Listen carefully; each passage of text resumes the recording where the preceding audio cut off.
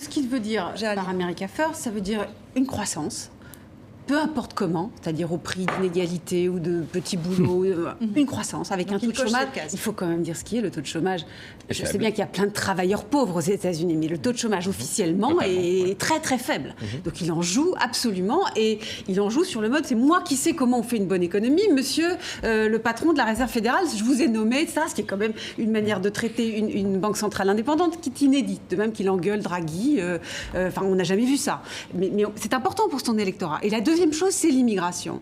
Où là, ce qui a joué, c'est les checks and balances américains, c'est-à-dire les équilibres et poids contre poids américains qui font qu'il n'a pas pu faire, comme il le voulait, ce mur, dont on peut d'ailleurs se demander s'il aurait une vraie efficacité avec le Mexique, ces problèmes financiers. Enfin, je veux dire, l'Amérique est un système constitutionnel, c'est une belle orfèvrerie, il ne peut pas faire tout ce qu'il veut. Moi, je considère que c'est une des plus belles constitutions du monde. Il ne faut pas bouger, il a une majorité démocrate. Mais il continue rhétoriquement à dire que c'est fondamental, que les checks and balances, les contrepoids, c'est épouvantable, c'est mauvais pour l'Amérique, il sera là pour sauver les Américains.